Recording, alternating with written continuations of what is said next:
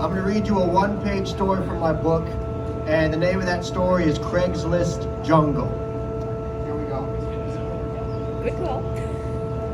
I'm visiting listings for relatively affordable rooms on Craigslist again. Right now, I'm seeing one in Coral Gables. A deep smell of mammal fur fills the room.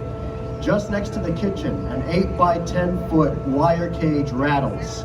Metal jingles. Marmoset monkeys squeak and howl inside as they curl their tails and scamper up and down the wires. The little monkeys with tufts on the side of their heads above the ears like bald guys crawl in and out of a carpet tube.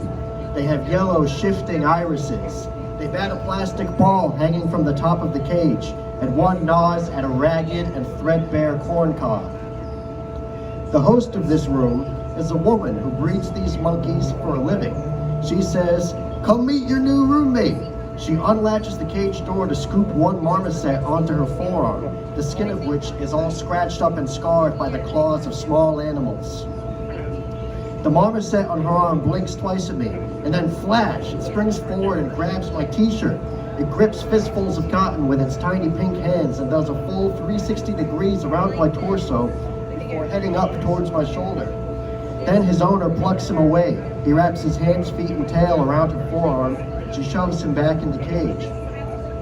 "Say, do these things ever get angry when you're not around?" I ask her. "Yeah, they do get a little ornery," she says. "See, right now, I'm the alpha in this ecosystem. This monkey tried to challenge me once, but I gave him a little nip and put him in his place. They won't attack you, but they might scamper up onto your shoulder and bite your ear. Not to draw blood, mind you, but just to let you know who's who around here. If they do go into attack mode, they'll take off an ear, a nose, whatever they can get a hold of. That one over there got into a little dominance match with my chihuahua and almost got his skull crushed. The little chihuahua got him in his jaws, but you don't need to worry about that, because these monkeys see you as beneath them." "That's reassuring," I say. The lady crosses her arms and tosses her chin towards the biggest marmoset, who has been napping in a cage near the door. "And this fat little asshole," she says, "his name's Turbo. He's the one you gotta watch out for.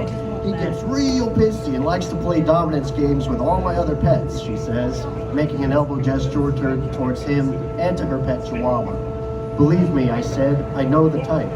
So, for $700 a month, you can take place in our cozy little ecosystem. What do you say?" I thank her for her time and resume my search for a place to live. Thank you, I'm Tom. My book is Odd Jobs and After Hours. I got copies on my table.